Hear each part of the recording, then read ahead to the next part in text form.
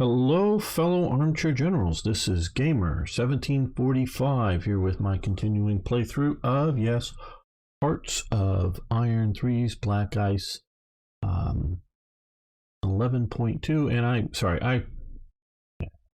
forget who mentioned it, but just on one of the recent videos, they said America's very overpowered with this mod. And I would go, well, maybe it's very overpowered in real life. Because America was. Now, there are some problems with what's going on here, and I agree that I put too much, but I put too much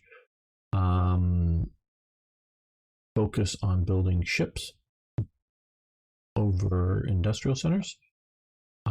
Corrected that to some degree. We are building, I think, what we need to, and we definitely need these carrier planes.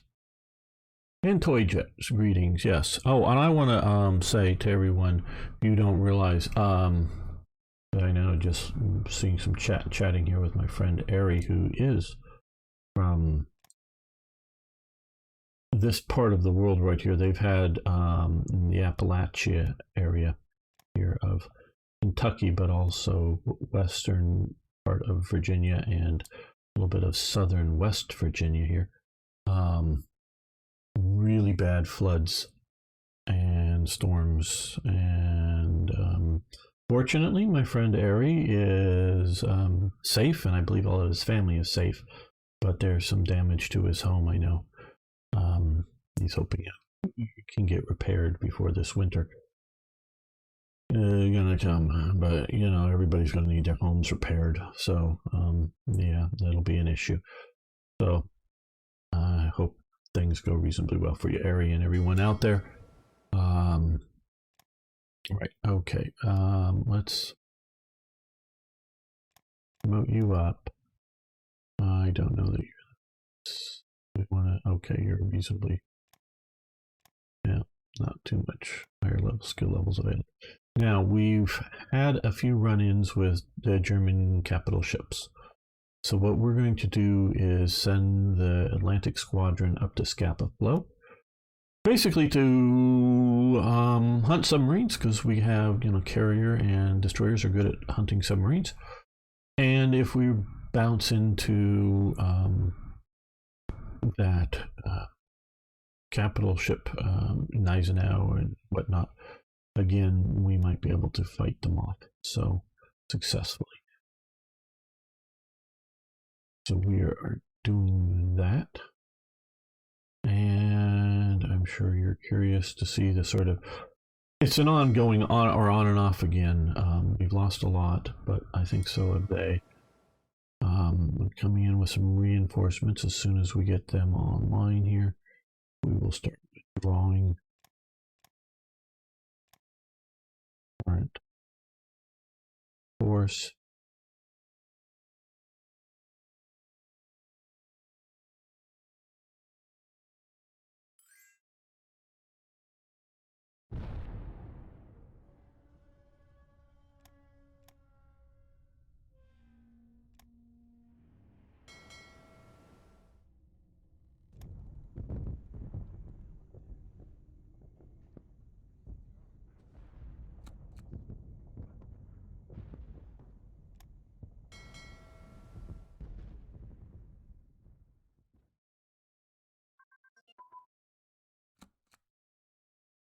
Okay, unrestricted submarine warfare doctrine has improved, which is nice for us.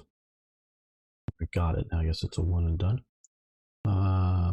Which has freed up a little bit of research for something else. Yeah, I figure probably over in here. Animal would like a little bit of metal, sure. Okay, well, since you're just being bombed, you get back to here as fast as you can. We don't need you to just sit there and keep being bombed.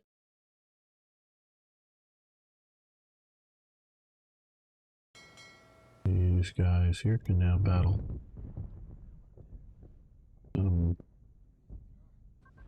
Carriers and others. Okay, Act concluded. Afghanistan has been accepted into the Axis. So that means, well, a little bit of a disruption and then probably destruction for Afghanistan. Let's see, CAS pilot training advance.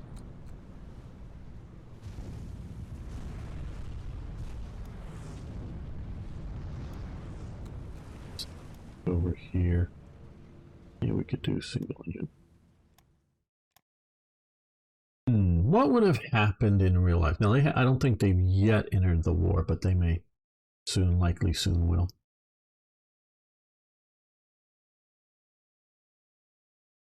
And this is far from an unreasonable thing to think that might happen, because I think it was until the 1970s the Afghans were still using, probably, I don't know that they were, some of them may have been original German helmets shipped to them, you know, maybe before the war starts. But they continue to use, like Chile to this day, Chile, down, you know, for the Americans here who don't know the geography, Chile down here, to this day still uses the Stahl helm as at least a sort of a parade helmet going on with that. But the Afghans did. I have a few pictures of some of, you know, stuff that's seeming to be dated to the 1950s, so it's technically post-war. But they're looking mighty German. Now, it's probably mostly just sort of troops, you know, in the greater Kabul area or some other area outside of Kabul, which there definitely was areas that were central government controlled, shall we say. Oh, or no. You know, I don't know, the Khyber Pass or, you know, I don't, you know, some of the areas, but it still, especially, well, to this day, it's still regionally controlled. It's not, most of the country's not centrally controlled. I think, so during the American occupation, we had a lot of central control. A lot of the powers came on, and then there's a lot of control under the Taliban. But it's, oh, and hello from over in Facebook, yes. So, you know, okay, they are at war, I guess, because they're starting to move. Yep, they're at war. So it's not unreasonable to think that they would join the war.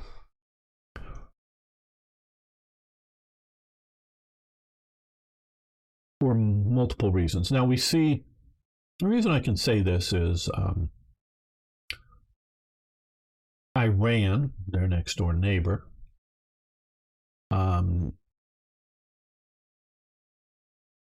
changed their name to Iran from, or at least change what they wanted the international community to call them. Anything new? Well, the big news, Arno, is Aries been flooded out to some degree. He's safe and his family's safe, but they have waterlogged damage to their home, and a lot of eastern Kentucky, the Appalachian part of Kentucky, is facing major flooding with loss of life, but again, fortunately not Aries. So yeah, that's sort of the big news, sort of the bummer of today, if you will. You can Arno or whoever, if they want to, you can check up. The Friends of Gamer has on the Discord server has some photos and such. Yeah, he's safe and his family's safe as far as I understand. Though I just saw a brief news article I watched before starting this that the governor of Kentucky is saying Monday and Tuesday there might be considerably more rain. So, you know, but now that they're sort of warned, they probably will be safe. But yeah, so if you want to check out the photos that he posted and whatnot, you can do so, Arno, because you know him. And again, it's just in the Friends of Gamer, but everybody else who wants to, they can get on the Discord server. But yeah, so that's sort of the big news.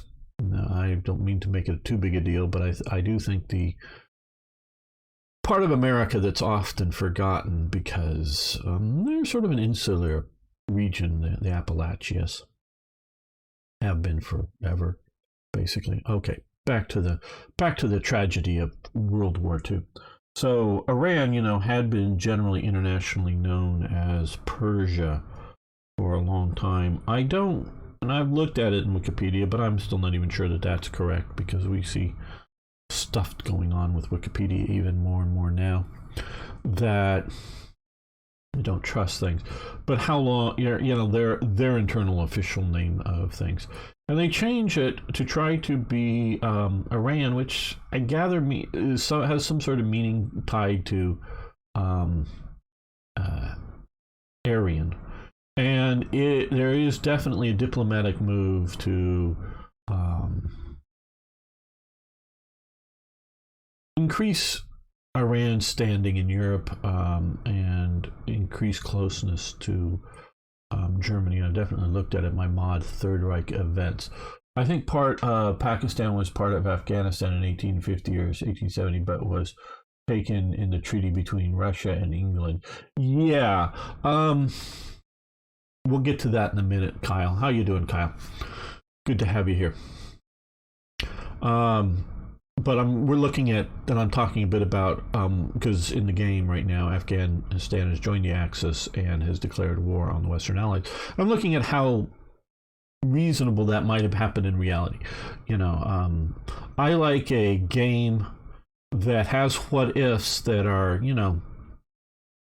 plausible. And like a plausible one is what if the Republicans, quote unquote, won the Civil War in Spain, which to me that and I've read some books on it and whatnot, as much as the Republican side propaganda wants to make it out to be, it really would have just become a Soviet satellite. The Republicans would not have won. If that side had won, it wouldn't have been, the anarchists and the syndicalists and the socialists and all these other people in government. It would have ended up being at least all the key positions in government would have been Soviet puppet positions, in my opinion. Now, obviously, it didn't happen. So, and Stalin was working towards, and they were working towards purging. Even as the days of the collapsing of the Spanish Republic was collapsing, there were serious moves to purge unloyal elements to Stalin or Moscow, kind of thing. So they were doing. There's serious evidence that I'm basing it off of. It's not just a whim saying it.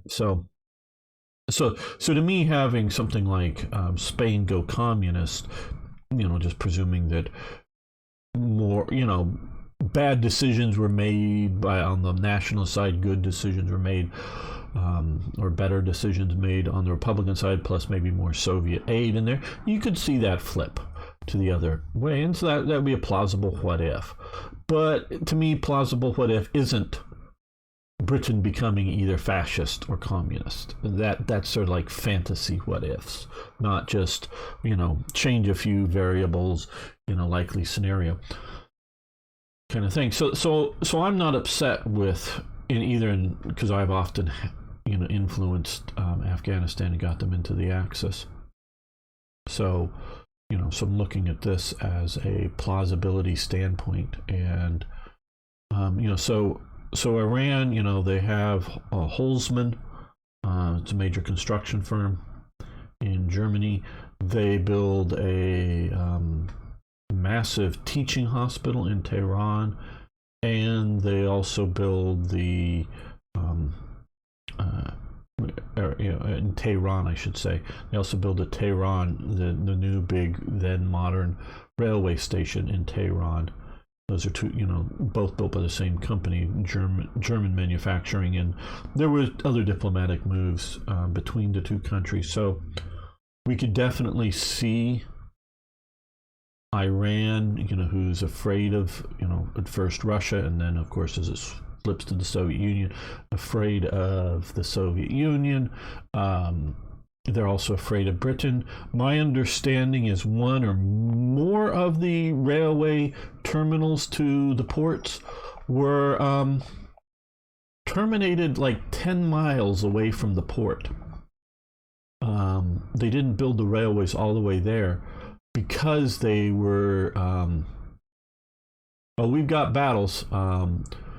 Fire WTX or X-Fire WTX. We've got the big one going on still out here. Oh, well, on and off going. It's back. naval battle here. We can let this roll. There's blockading these guys in. So these are, they keep trying to come out. These guys have gotten pretty well mangled and are heading back. We are waiting for these aircraft to get built, and then coming in July, well, it'll be a while, and then get them out to the carrier groups, because I'm not sending the carrier group here into action unless I have planes to put on them. So yeah, and then lots of, you know, Britain going on in North Africa. And, Britain recently just crushed the Italian invasion. Italy did a pretty nice invasion, actually. The AI did up here. That, you know, destabilized things a little bit for a while. Weren't able to, because it was Italy, they were able to invade and get ashore and capture the port, but they weren't able to stop British counterattacks. Had it been Germany, I think Germany would have held. So yeah, lots going there. So we definitely see, you know, Iran. So they're very, very worried about invasion, primarily by the British, because that's who they, you know, the French possibly. They weren't worried about the Americans or the Luxembourgers or whoever navally invading, but the Shah at the time, Pasha Shah, I believe, or Reza Shah. I'm sorry, I think it's Pasha. Didn't want the railways going all the way to the ports, so basically you had to offload whatever cargo you had, either put it on like a camel train or a truck train, as we're getting trucks, haul it approximately 10 miles or whatever it was, to then load it on the train and then like get it to Tehran or wherever else. They didn't want an easy avenue of invasion. So they were worried about all of that. And Germany, because it doesn't have a huge naval presence in the world, and it doesn't look to be a likely conqueror, they look to be a likely counterbalance to the British, you know, so they were pushing in that way, as well as possibly some ideological things, as I was mentioning. There is somewhere between a National Socialist and a fascist, because people get confused between the two of them. And even adherents get sometimes confused. Move in Iran that never really takes off big time. It's small time. It exists. I think they have a few members in parliament. But, you know, sort of Iranian Nazis, they did exist, but weren't the dominant feature. And of course, we see the Iraqi Revolt, which is an open revolt, that Germany flies in some aircraft, Bf-110s, I know, and some, you know, transport aircraft in to help and fight here until they get pushed back enough that they fly out. You know, going to lose their air bases, and so they fly out. But so, you know, active German participation in the Iraqi revolt. So that puts them, in my opinion, in the Axis camp. So we see all of that. So that, you know, to me goes, yeah, Afghanistan very well could join the war. Why would it want to? Well, as Pakistan. Well, okay, Pakistan doesn't exist until post-British independence. Because Pakistan is West and East Pakistan, eventually, and sort of pushed by India. India invades East Pakistan and sort of liberates it from occupation of West Pakistan. And then we get, you know, form Bangladesh. Now, you know, Azads may disagree, but there was no coherent nation of India or Pakistan prior to the British showing up. There are states, Mughal states and other states in what is today India, or, you know, this greater region here.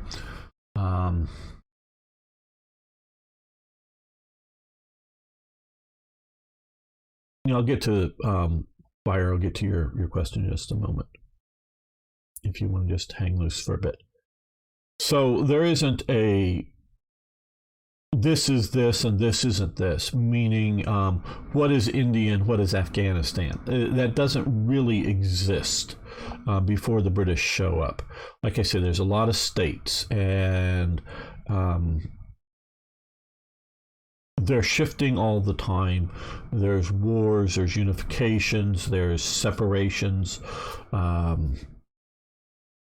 various reasons going on. And the British play, as they come into this whole thing, a bigger and bigger role. And during this time here, we see a big brown area. This is entirely incorrect. Entirely incorrect. There are areas that are directly controlled by the British colonial powers, that had been directly controlled by the East India Company.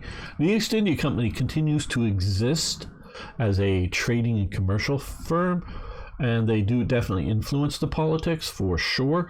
But Britain as a country, after the Indian Mutiny, takes over the governing and the military aspects of India. The trade and business is still being run by the British East India Company. But there are princely states that exist as part of this up until the independence of India. And it's sort of the independence of India today, the Indians crush most of the princely states, I should say, most of the princely states. Two of them still exist to this day. And some of them sort of exist under the Indian umbrella, or of India, as more like we would think of a state, like in the United States, as, a provinces. But these were theoretically independent countries, theoretically, meaning they were one degree or another, and they varied in degree and whatnot, as puppet states within it. So there would be areas that should be, I don't know where, but let's just say here, that would have its own army. It's not part of the Indian army. It's not part of the British army. It's its own army, and it sits here. And it may be a fairly small army, and it governs here, and it's here. And so long as it doesn't make trouble, and so long as it governs within the parameters, meaning some extreme things that the British don't want to see happening. You can look into some of it. I won't go into it now. Are banned and whatever, and it's sort of reasonably good, reasonably well managed. It gets to exist, and so so it have its own army and do its own thing, and that's part of why the British are able to rule continually, because this state here and this princely king and this army, they're happy because they're independent, reasonably so, and none of their neighbors are taking them over. And so there's a lot of what Britain's doing is seen as good. Now, the two princely states, as I'm going to call them here, there still exist. One is Bhutan as an independent country, and the other is Nepal, because there was also, I think it's called Sikkim, that was right here, was another one that India did grab up. And I think there was a couple of more, maybe small or even smaller micro states. But some of these are fairly large. But Bhutan, not really coming under British. It's under the British area of influence for sure, but it was never directly ruled, because it was very primitive, still rather primitive, very primitive back during World War II. And Nepal was conquered where Bhutan was not conquered by Britain at all. Nepal was, and that was a hard-fought battle, and the guys go, hey man, you can really kick butt, can we join you? And that's where you get the Gurkhas from, Nepal. So all of this is sort of wrong. So what sort of Kyle is getting at with talking about Pakistan is what the British called the Northwest Territory, and it's still the Northwest Territory. It's right along in here. It still exists. It's still sort of tribal. Guns are strictly outlawed in Pakistan. They are highly, it is very difficult to get firearms in Pakistan. Except for in the Northwest Territory, because my grandfather many years ago went to the Northwest Territory and went to like the Khyber Pass and the gun markets there and brought back some pictures. Unfortunately, he didn't bring back any guns. And so this is part of why we still have the Taliban here, is because Pakistan doesn't control this area directly, and they have their own sort of insurgencies. So where is the border between what? Well, what becomes Afghanistan, which is really just as sort of what Kyle is saying, is sort of negotiated, and I don't know exactly what treaties are.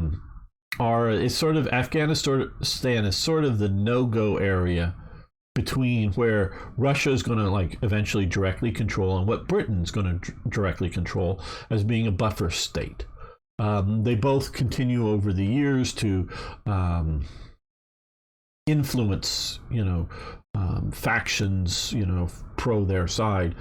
And like I was saying, there is very little central government control over the regions. It's more of like, and it's still to this day to a degree, that though the Taliban holds heavy influence, but it's like, hey, this area here wants some support against these guys over here, so they align with the government, and these guys align with some different faction. So the idea of central government or whatever and control is still to this day somewhat nebulous. A lot of it's very remote, a lot of it's different ethnic tribes. So yeah, it's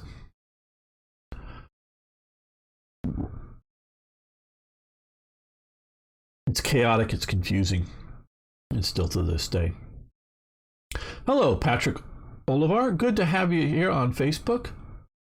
Glad to see you. I think you're one of the few people to watch over on Facebook. A lot of people, of course, are watching over on, a few people over on YouTube and Twitch, but good to have you there. Hopefully you're interested in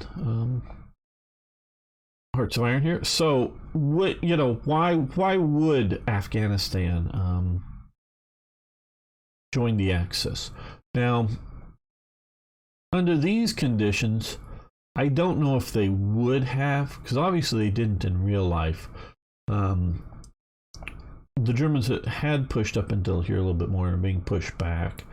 If the Germans take Stalingrad and, actually take like Leningrad or something, I would see that as more likely the Afghans might jump into it. And like, why? Well, arms shipments. They would love some more arms to have central call. Oh, Yoshihisa Shimazu, I should say. Good to have you here. That the central government, is still have its, being pissed about British encroachment, Soviet encroachment. And so, having an ally, again, one that looks reasonably far away and looks less to be a danger than your two local major powers, might be something you would want to do and take advantage of it, knowing that if the Germans win, whatever that means, well, you're on the side of the winners. If the Germans lose, and particularly if we're looking at Afghanistan, you haven't lost so much, because you just sort of do your own sort of peace out at some point, and they're the great powers anyways, which are already sort of bothering you. Well, are you actually going to invade us again, and are you going to become another sort of yes, we can have energy, another sort of grave of empires, as we see this be. Okay, now X-Fire. When you play as U.S.A, I've never done it. Should you only research naval ships, air, and marines from the start? When the war in Europe comes, army and other stuff. Well, that's largely what I've been doing. Should you? Well, it depends on your goals. I've wanted to not lose here in the Philippines, and so far we're doing reasonably well. We got some motor torpedo boats out here fighting a submarine and another Japanese ship. We've got air power that's doing some naval striking and taking some heavy hits here. You can do set this region if they go up. So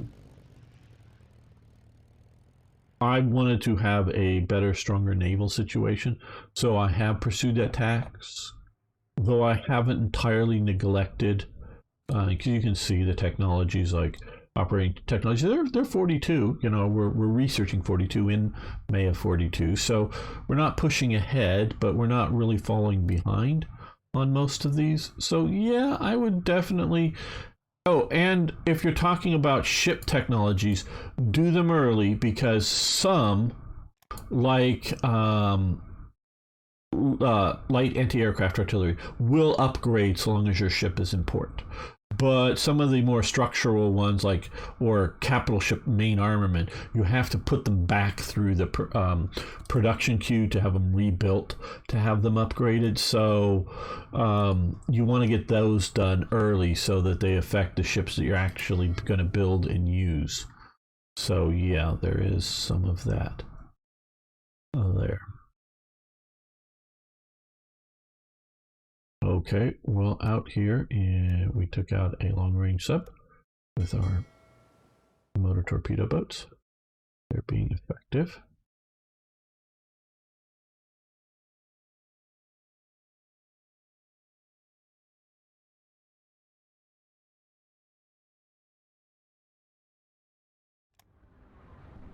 After a destroyer, which might not have been the best thing, and seemingly losing, but all right.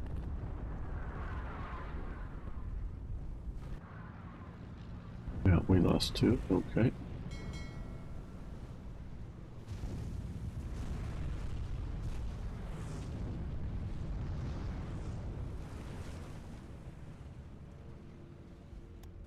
And they're pushing on us here, but fortunately now we are well dug in, supported. Okay. Mary Cal. President, 23rd American Infantry Division, ready for inspection in New Caledonia Pacific. This actual division or just a headquarters? Let's see. Oh, it's just a headquarters, it looks like down here. I don't know why they just give me a headquarters out here. And we're now at high popularity, very good. Which means we can do... Well, let's see, we are over 110%. We're building up good on leadership. Let's do that. We are gonna... And yes, Mexico. Now I have some ships coming up here. Probably not here yet, but nope. No, there they. No, those are the subs. There they are. They're coming in. Hopefully, we can hold this line here with some help from the Manila garrison.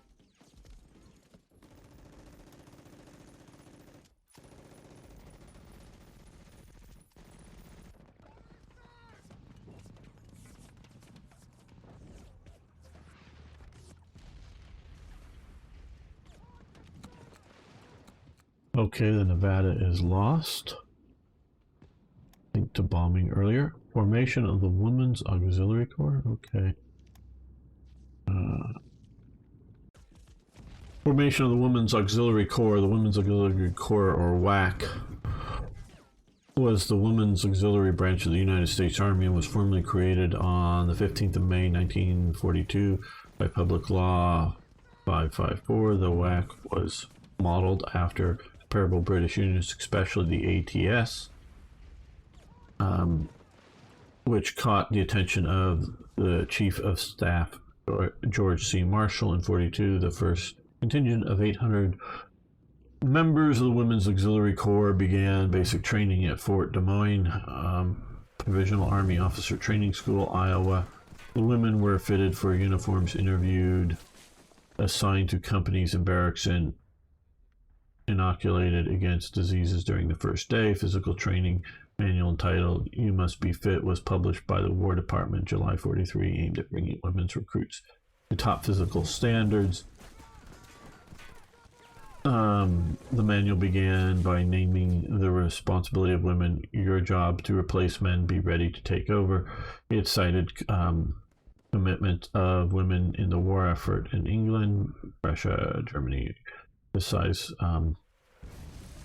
WAACs recruits must be physically able to take on any job assignment assigned to them. The physical fitness manual, the state of the art of its day, with sections on warming up, progressive body weight strength building exercises. Probably the photo that I have, I save lots of photos. Let's close this down so we have the battle back all the time. Shows some women walking as a group, possibly on their first day, and you can see them helping each other with not terribly big duffel bags full of their gear, helping carrying it. So we can definitely see body strength as being an issue, so that they have some difficulty in picking up all of their gear and carrying it at once.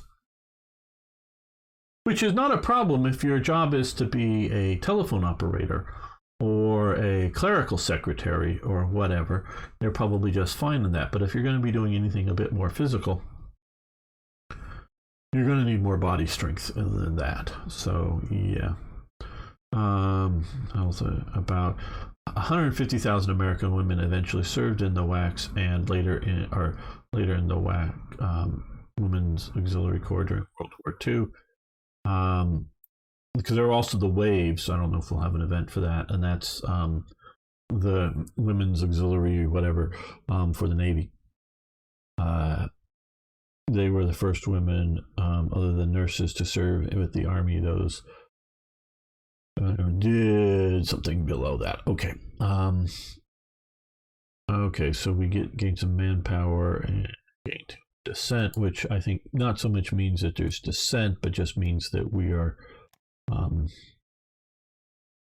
dealing with the disruption of society and the military to get them organized in. And I know I've talked against women in basic okay, so infantry formations and what, and I still and it's not entirely, I'm not going to go into the details now, that I think they can't do the job. It's sort of the disruption, partially maybe biological, partially maybe sociological, but disruption to the people involved in it, that, including the women there, that are a bit of a problem. But that doesn't mean that they're a problem that they're in the military. It's the frontline combat units are not really, in my opinion, the best place for them if you can help it. So that they're helping out, or that they're part of the military, that's just fine. Okay, CAS ground crew training.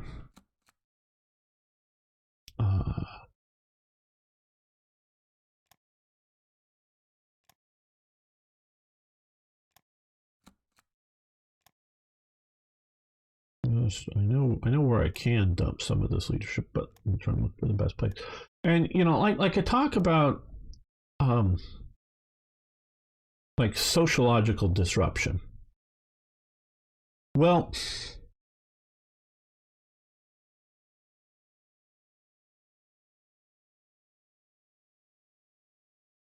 and it's significant. And hey, David, how you doing? I'm yeah, and society and sociology changed. I don't have a degree in it, but I did definitely take courses in it, and I have some understanding in it. And it's an important element. Society says they have to function. Different groups have to function together.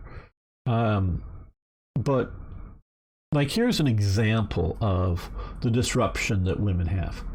Nimitz, the admiral in charge of the Pacific Drive out here, where you have MacArthur is in charge of the drive up the islands through the Philippines, meaning that Nimitz has just a few army infantry divisions under his command, and at times MacArthur has battleships and carriers under his command. He's not telling them what to do because he's not qualified, and nor is Nimitz qualified to tell the army how to fight the land battles. But Nimitz is saying, invade this island, and MacArthur is saying, land my troops here, kind of thing. And so that they have to follow the if you will, theater commanders, because in essence there's three, I was going to say two, but there's in essence three American theaters going on here. There's the sort of the Pacific Drive, forget the sort of official name. There's sort of the island hopping. Well, they're both island hopping, but the drive up MacArthur up through this sort of push through New Guinea and then up to the Philippines, and then you have Stilwell's with CBI, China, Burma, and India, and the reason yes, Burma is a British show, but it's China, Burma, and India. Got to remember that word China in there. That Stilwell is managing. So he's managing, as best I think that can be for an outsider, managing the Chinese situation. Because Chiang Kai-shek does not want to lose any of his units, anything fighting the Japanese. The Japanese are going to be defeated. He wants to just hold on to his army in as good a condition possible to fight the real enemy, the communists, once the war with Japan is over. So, it's sort of like, yeah, America, you want to come in and use bases to bomb Japanese stuff? Great. You want to send us supplies? Great. You want us to have an offensive against Japan? No thanks. That's sort of the response that Stilwell is getting, and there's good reason for it, but not trying to downplay the reasons for it, but it is definitely a thing.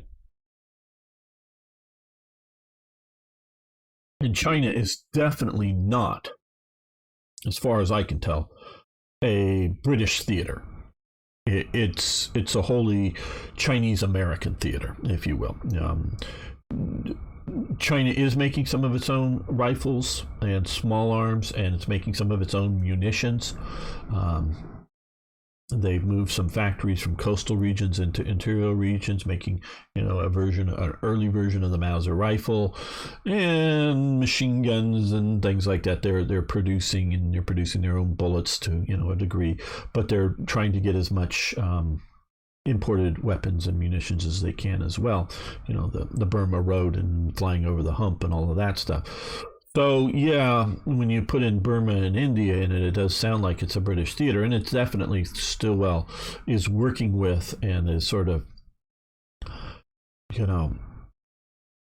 small number of American troops, about 3 divisions of Chinese troops that are entirely American equipped and basically American trained, including their officers, which their officers are trained in America prior to the war, but that's another story I won't go into. So so that's sort of the third American theater versus Japan, and each of these are basically 3 theater connections. Did they get military stuff off Germany for a while? Yes. Now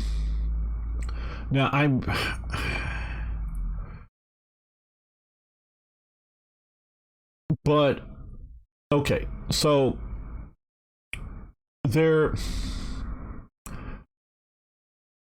let's go to the sort of, we're going to start post-World War One. Now, prior to World War One, China adopts a rifle that I think is sort of like the Mauser 1888 rifle. So it's not like the later Gewehr 98. It's based. I don't know the year that it's adopted in China, but it's a bolt action Mauser rifle that's a magazine as opposed to a box magazine as opposed to the tube magazine. So it's not the early ones, but it's a Mauser type rifle that they adopt, and that's built locally. And they may have bought some from Mauser, but that's well before. After World War One, in the 1920s, there's a big civil war in China, and the outside world puts an embargo on military arms going into China to try to lessen the impact of the Civil War, kind of thing. There's definitely smuggling. There's generally done by Japanese companies. So smuggling of arms through this blockade in the 20s. But pistols were not considered military arms under this. So even though also sort of the middle people were Japanese business companies, pistols were not part of this embargo, so they could be brought in openly. Well, at first, it's really actually Spanish versions of the C96 Mauser broom handle pistol, using sort of all of the names you might know it under. There's several, two, Astra, and I'm forgetting the other. There's two main Chinese companies that are exporting large numbers into China, and eventually Mauser realizes this, the company, and decides to start themselves exporting these pistols, because with a shoulder stock, they're about as effective as a carbine.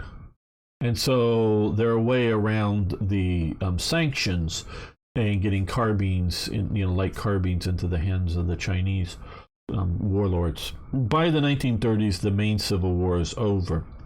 There's still warlords around, but the main sort of big civil war is over, and eventually the arms embargo is lifted. In the 1930s, early 1930s, late 20s maybe, I think it's Falkenhurst is Germany sends over. This is before Hitler comes to power. Sends over into to China the main foreign military attaché training group. They train, I think it's about 3 Chinese divisions, including Division 88, sort of the famous one that is destroyed defending Nanking.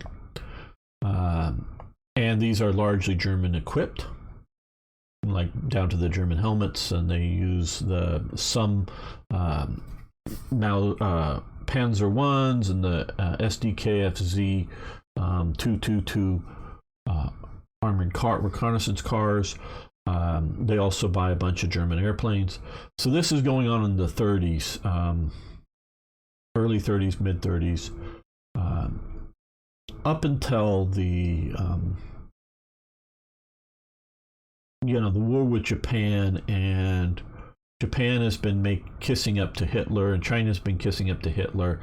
Hitler's choosing Japan. Japan wants the German contingent out, so they withdraw eventually.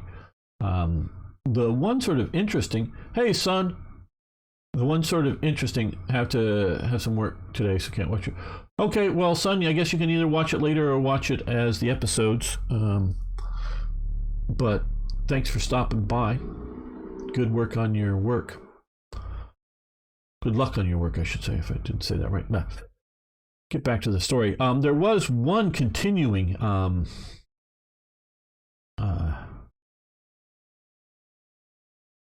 element. There was the Stennis Revolt in Berlin. Berlin is red Berlin. Even the Nazis of Berlin are leftist types. Well, there was the Stennis Revolt within the U.S.A. And eventually he gets purged out of, Walter Stennis, I believe is his name. He gets purged out of the U.S.A. and has to flee Germany, and does so, and goes to China.